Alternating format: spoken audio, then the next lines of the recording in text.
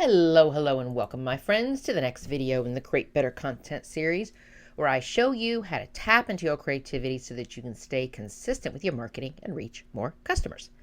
My name is Penny, and I'm going to guide you through this content development process. It is my goal to teach you how to create engaging content, and not just content that we're going to talk about, but I'm going to give you real action steps and things that you can do to help your business make more money.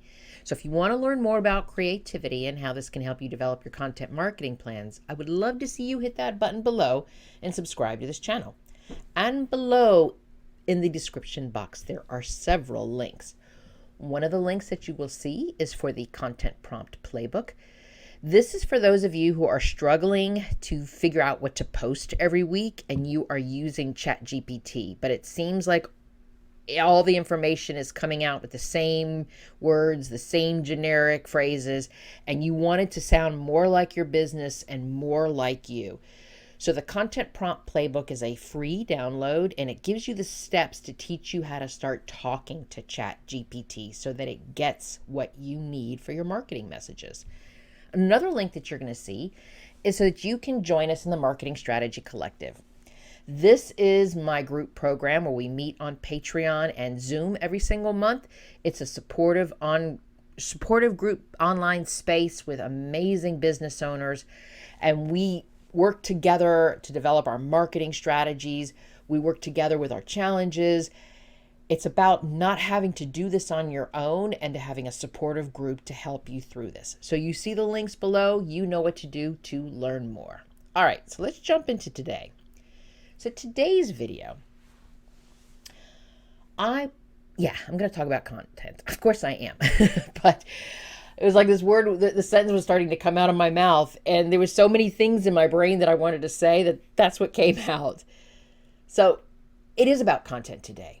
It's because it's always about content, but I want to get real specific about content. What I want to talk about are those good ideas, because for those of us who have been creating content for any amount of time, you have this experience. You get a really good idea, and it feels smart, and it's interesting, and it feels relevant, and your brain immediately goes into, I should post this. I'm not going to lose this idea. Oh, maybe this is the one that's going to work. And so you hold on to it. You create something, you post it, or maybe you add it to this ever-growing list of ideas that you're going to incorporate into your big launch program. And yet somehow that great idea, I don't know if it really was the thing that was going to save your marketing. So I want to talk about this. I want to talk about why every good idea does not deserve your energy and your time, and you moving yourself off track of what you're working on to incorporate this idea. So what I want to do is I'm going to share a really simple, like a content test, like a test. And I want to show you how when we get ideas like this, is it worth it to pursue? Because does it support our business, or is it working against it? So let's talk about this, because sometimes these ideas come up. And they come up all the time. They come up constantly for me. And this is one of the things that happens to me all the time. And that's why I'm sharing this with you, because I knew that this was happening with me. And I've seen my clients dealing with this too. So I thought that we should talk through this today. I thought that this was a good topic for us to be talking through, and to obviously give you some action steps and things that you can do to do this content test. So why is this happening? And this is really important. I want to say this out loud. Most of us business owners, we do not lack ideas. We have tons of ideas. I think that's one of the reasons why we are business owners, is because we are big idea people, and we're constantly thinking about our business, and we're constantly thinking about our customers and how our business can help our customers. I don't think that that's what the problem is. I think what the problem is we get really, really excited about things like this, and we lack a filter. You know, we see things that are inspired by other creators. We see trends, and they give us like these really great ideas.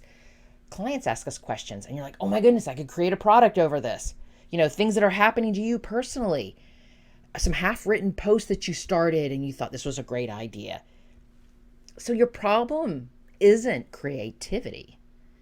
The problem is that all of these ideas and all of this content and all of these topics, they seem to feel like they're equally important. And so if everything is important, then nothing gets prioritized. And when every idea feels urgent, your attention gets fragmented. And that's where this confusion and overwhelm starts to take place. So why having a good idea, why does that hurt your business? Why is this hurting you? I want to challenge this belief a little bit before I jump into this whole thing. A good idea is not the same thing as a useful and intentional idea. Stay with me here a minute.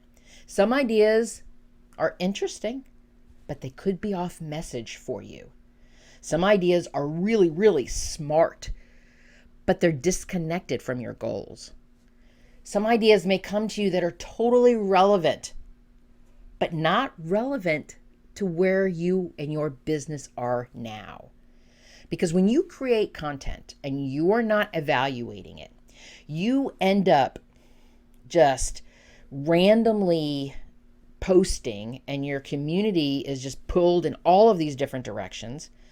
And when you do this kind of scattered shot of posting, you weaken what could have been a really strong core message of you if it was repetitive, if you were able to continue to share this in a way that people could understand it with clarity. And it ends up that people spend time on content that doesn't lead anywhere. And that's how we are always feeling busy. But then online and in our bank accounts, we're not seeing the growth. So what do we do here? This content test. What is this thing that I'm talking about? The content test that I'm referring to is directly connected to your content buckets. And this is a really important thing. So for those of you who might know them as content pillars, weekly themes, topics, whatever you want to call it, I like to call them content buckets because I like the idea of it being a bucket and it contains all of your ideas and your topics and just the information that you're going to be talking about. And it's contained because you can have one theme here and one theme here and one theme here and one theme here, like 3 to 5 themes. And your content gets divided up into each one of these buckets. So if we think about how we're using our content buckets and we think about why we're using our content buckets, most of us start out with our content buckets using it as an organizational tool because it helps us organize, okay, this is what I can use for sales. This is what I'm using for, for my customers' belief systems and, however we've broken up our content buckets. This is what we do. It helps us with our planning. It creates the idea that we can flow and what we're going to be saying in our posts. But here's the thing also that content buckets do. They protect your time and energy and attention because your content buckets, because they're contained in a bucket, they also have boundaries. They help you say when a good idea comes up, this is what I talk about and this is what I don't. And then that clarity makes the decision making easier around these ideas and these trends, especially when things are flying at you from every single direction. So let's talk about this content bucket test. It's a really simple framework that you can use anytime a content idea comes to you and you want to go with it. So before you write anything, record anything, post anything, run the idea through these questions. Question 1, which content bucket does this belong to? We start right there because if you can't place it clearly and cleanly into one of your existing buckets and your topics that you are using to support your business marketing messages, that's your first signal right there. It doesn't mean that the idea is bad. It means that it doesn't belong in your current strategy. And if it doesn't belong in your current strategy, you can either A, rework it so that it does, or B, let it go. Question number 2, what business goal does this support? Ask yourself, when you look at this idea, when I'm running this content, when I'm sharing this content, is this going to prepare somebody to buy from me? When people are looking at this content idea, is it going to reinforce my expertise, their trust in me? Is it going to build clarity? Are they going to be able to understand more about what I'm saying and how I'm helping them with their challenges, what the solution is for my business? If the answer is, I don't really know, this is when we pause. Because I think there's your answer right there. Every single piece of content doesn't need to sell, but every single piece of content should be supporting something on your goals, something with your marketing. So the third question that we can ask is, who is this for right now? And that's a really good question. And it's not just about who's my ideal client and is my customer really want this? No. I want you to get real specific about this when I'm asking about who this is for right now. Is this content meant for new people discovering you? People who have already worked with you? People who might be considering working with you? These are different places where people are on their customer buyer's journey. So if it's for everyone, the content itself is going to have a hard time being specific to anyone. So who is this content meant for? And if you are trying to get new clients, then that's what you're doing. If you are trying to sell to your existing clients, then that's what you're doing. So if the idea is for new clients and not existing clients, and your goal for this year is to pursue your existing clients and to upgrade them, to scale them up, then this idea is not for you. Okay, fourth question, and a big one here. Is this idea aligned with the business that I am building this year? That's a really big question, so much important that I'm going to repeat it again. Is this idea aligned with the business that I'm building this year? That's a big question for you every time you look at those good ideas, because some ideas fit a business that you used to have. That business, when you first opened your doors 2, 3, 10 years ago, whenever it was, that's a different business than you have right now. Some fit a business that you might have someday down the road, but not now.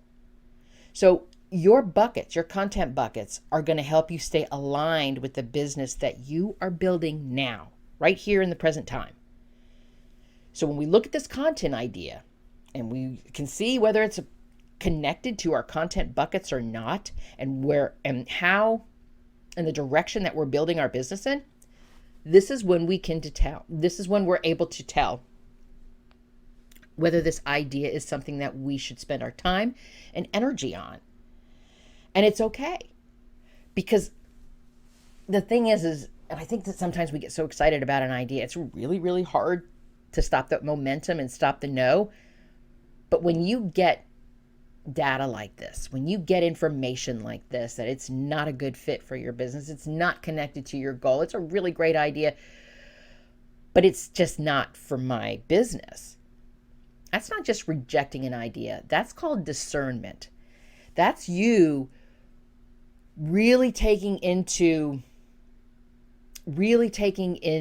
where your business is going and what you're doing. And you are really being intentional about your marketing. I mean, you can always hold on to that idea, save it for later, put it in a future bucket. And if it doesn't have a chance to come back up again, that's that moment you're like, I know, I'm just going to let it go. Let it go. Because not everything needs to make you money. Not everything needs to be monetized. Not everything needs to be shared. Your energy as a business owner is one of your top resources. Treat it like one. So when you test ideas, a few things are going to start to happen. you're going to start to understand how you're showing up and why you're showing up. And the messages are not going to be scattered. Your community is going to get clarity. Your content is going to start to feel like it's connecting and resonating. Because when you're not doing this, that's when that frustration shows up. That's when you find you're going, I'm posting, but nothing's clicking. People don't know what I'm here for. And I'm just like all over the place, right? So your content buckets, it's not about limiting you. It's about directing you. It's about creating focus. Your content buckets give you focus and long-term strategy. So if we think about it from that place, because when you're consistently creating content and you're using these few aligned content buckets, you don't have to stop and start every single week. You don't have to reintroduce yourself in every single post. Your content becomes it just becomes, what's the word we're looking for? It builds on itself. It's not just a throwaway. It builds on itself. One message builds on another message. It builds on another message and another message. And that's where momentum comes from.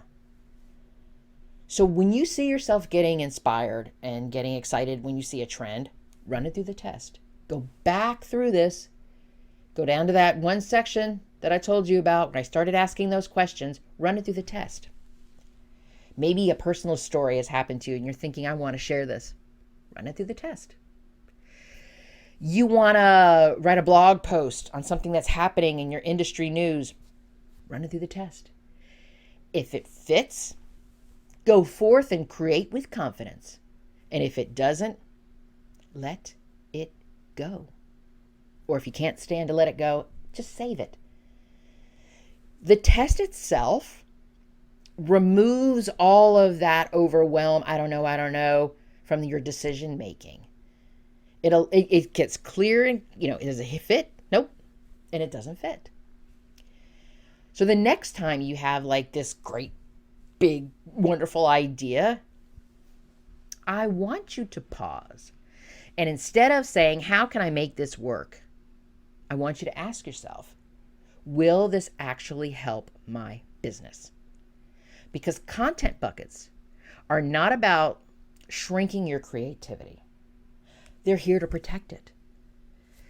They help you spend your time on your content ideas that move your business forward, not just ideas that sound good in the moment. And when your content marketing supports your goals, your marketing stops feeling so chaotic and starts feeling intentional.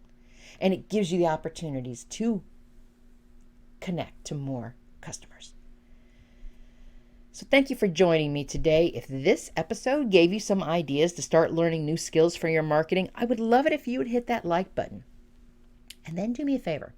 Hit the share button and share it with another business owner that you know. And if you are ready to take this further, I would love to see you join us inside the Marketing Strategy Collective. We take all of these ideas and turn them into a content plan that's going to drive sales. So I want you to stop working in a solo bubble and figure out what it feels like to work in a collaborative space to get the help that you need. The link is below. You know what to do to learn more, to get the marketing help that you need to see real growth and real income in your business. Because you are magnificent, my friend. And let me be the first to say, I'm proud of you. Until next time.